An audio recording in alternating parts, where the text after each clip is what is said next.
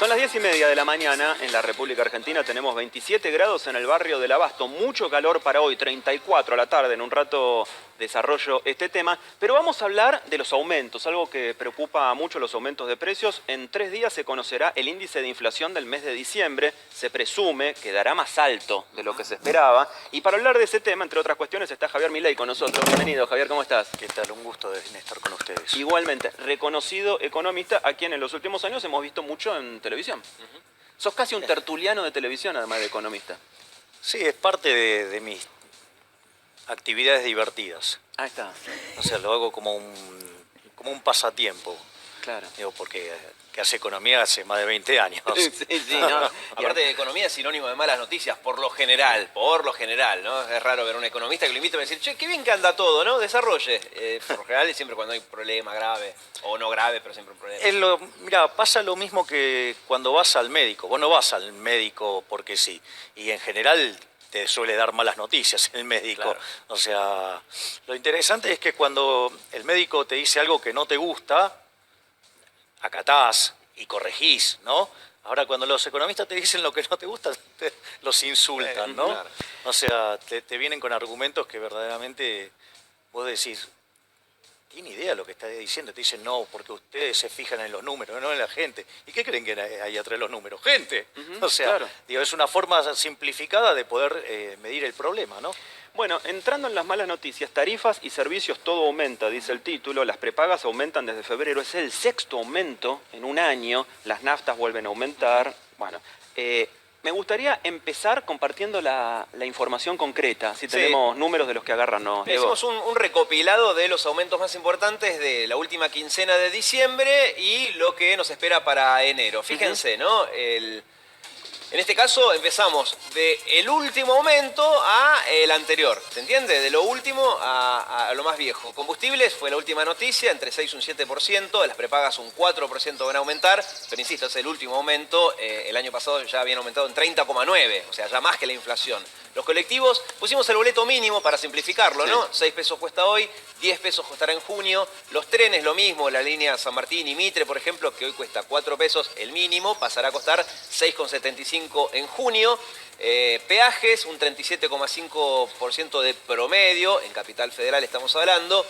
Y electricidad y gas, sabemos que es muy complejo porque cada aumento es particular, pero a grandes rasgos los residenciales, porque aparentemente es el rubro en el que más va a aumentar, en un 77% en promedio, y el gas, hay aumentos ya confirmados de hasta un 57%, eso se anunció en diciembre, pero está previsto que haya un 15% más, quizás en febrero o en marzo. Eso es el panorama que tenemos hoy. Claro. Javier, ayúdame a pensar. Entiendo en los servicios públicos por la reducción de los subsidios, ¿no? Pero en otros rubros, como peajes o como prepaga, que todavía es mucho más importante con la incidencia que tiene en el presupuesto familiar, ¿cómo puede aumentar un 36, 37% un sistema de salud en un año? A ver, lo que pasa es que hay que tener en cuenta que estas medidas no se toman salidas de un repollo, o sea, hay un contexto, y en especial lo que tiene que ver con el contexto histórico.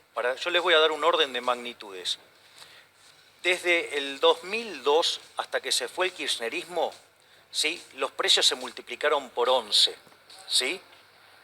Si vos limpiás de los índices de precios, los regulados, se multiplicaron por 15. Es decir, que la diferencia de la política del kirchnerismo de pisar tarifas generó un desequilibrio de 15-1. O sea, eso no pasó nunca en la historia argentina. Y eso que se usaban con fines políticos las tarifas, pero una diferencia de 15-1. Y lo que vos estás viendo es la necesidad de corregir los precios, porque lo que hay que entender es que el sistema de precios es un mecanismo de transmisión de señal. ¿Sí? Suponete que yo estoy hablando por teléfono con vos y le pongo ruido, la señal llega mal. Y cuanto más ruido, peor. Entonces, una parte tiene que ver con corregir la señal y por otra parte el tema de bajar el nivel de subsidios, porque eso tiene un impacto fiscal muy grande. O sea, hoy ya los subsidios están en 2,8% del PBI, pero digamos, cuando se fue el kirchnerismo representaban 5 puntos del PBI. Es decir, y el tema fiscal no es un tema menor, porque Argentina, entre el déficit de nación, provincias, municipios y la posición de letras del Banco Central, tiene un déficit que oscila entre los 10 y 11 puntos del PBI. ¿Y por qué esto es grave? Miren, en el año 75 la crisis del Rodrigazo estalló con 14, la de la tablita cambiaria en el 82 con 11, la hiperinflación de Alfonsín con 8 y la convertibilidad con 7. Con lo cual estos niveles de desequilibrio fiscal, en un mundo que se empieza a poner más duro por la suba de tasas... De aumentos. Es cierto, había subsidios altos y si se bajan subsidios tienen que subir las tarifas, hasta ahí estamos todos de acuerdo. Pero aumentos como los de combustible o prepagas, que recién decía Nico, ¿cómo se justifican que sean más altos que la inflación? Bueno, pero porque están regulados. O sea, están regulados. Ahí no son subsidios, sí, precios que son regulados claro, por el está gobierno. bien, pero digamos... Bueno, combustibles ya no son más regulados por el gobierno. Vamos más o menos, porque digamos tiene un actor muy importante y que va jugando con los precios y cómo transfiere. Entonces, ojo que digamos también está contaminado ese proceso competitivo. Con lo cual, o sea, yo lo que creo que el problema es que hay demasiada regulación. Aparte, en el caso de lo que tiene que ver con los combustibles, también hay que tener en cuenta que una de las cosas que pasó durante el kirchnerismo, que vos tenías topeado el precio que reconocía sobre el petróleo. Topeado, que es con un tope máximo. Claro, un tope. Entonces, ¿qué pasa? Mientras que estaba el WTI a $140, acá te lo tomaban a 60. Bueno, eso genera problemas. Y entonces, digamos, cuando bajaba te tenían que devolver la diferencia. Bueno, hay que ir arreglando. Todos esos temas son todos temas muy delicados y hay que ponerlos en caja de alguna manera, porque de vuelta, los números fiscales de Argentina no dan para más.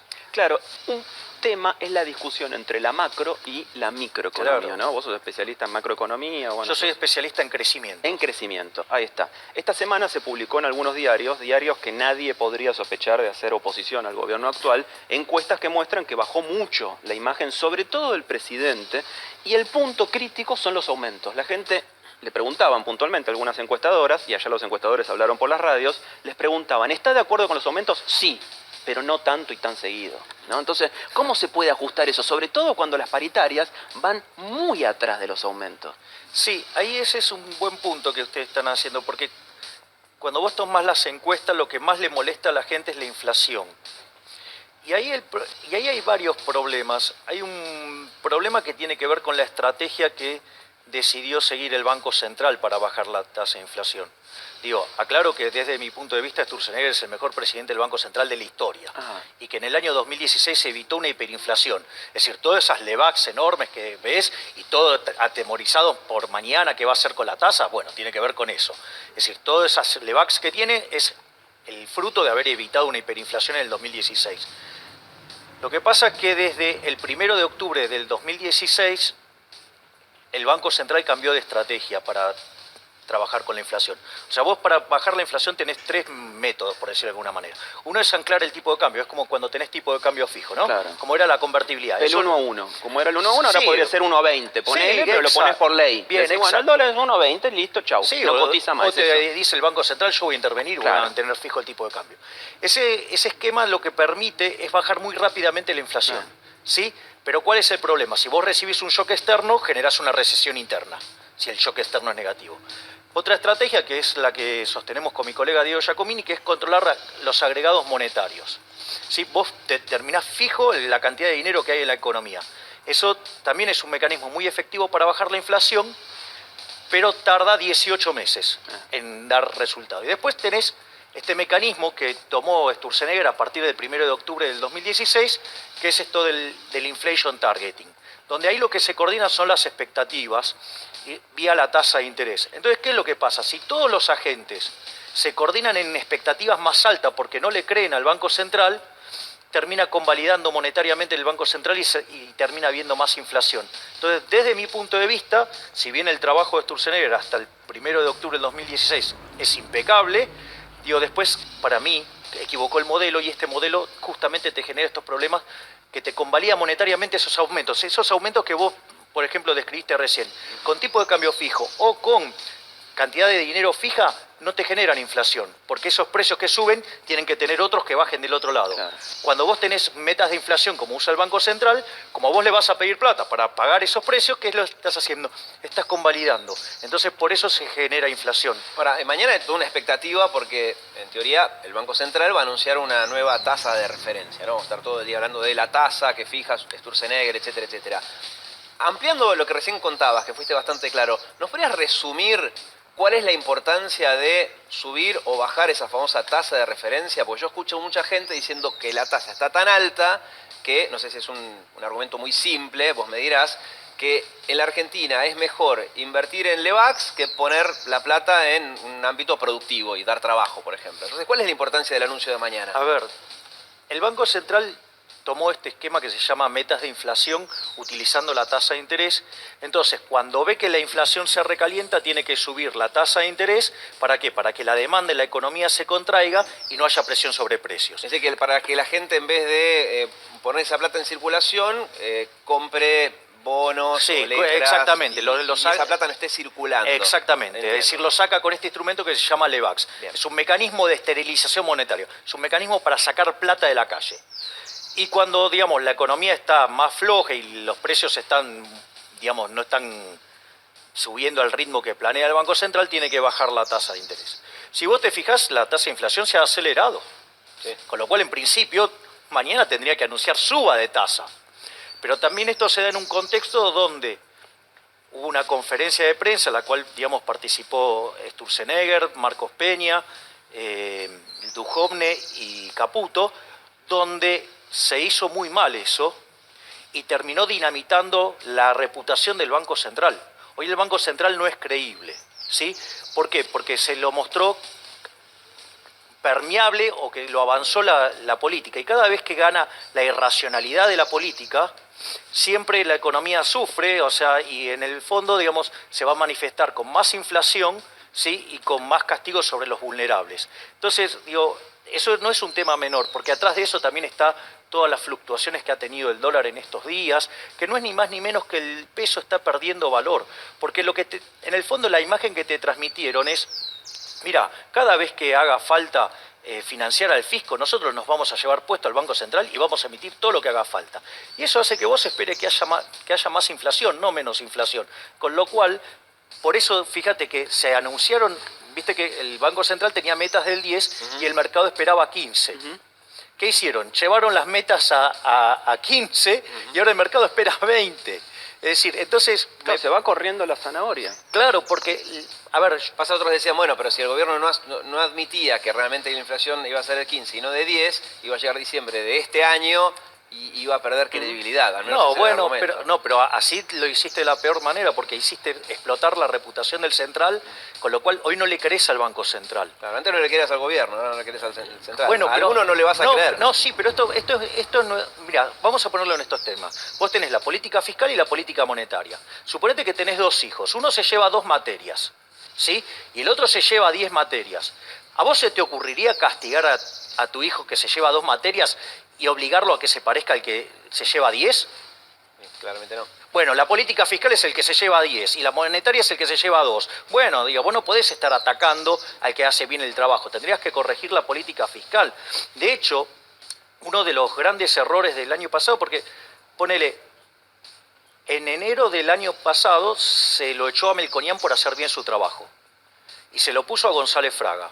Digo que es alguien que le gusta la emisión monetaria, que cree que eso es reactivante y le gusta jugar con la tasa de interés. Es un colectivista, es un keynesiano. Y vos sabés que una de las cosas que hacía el Banco Nación, no le renovaba las Levax al central. Eso implicó que la cantidad de dinero subiera extra 12-13%. Eso te puso para el año pasado entre 6 y 7 puntos de inflación.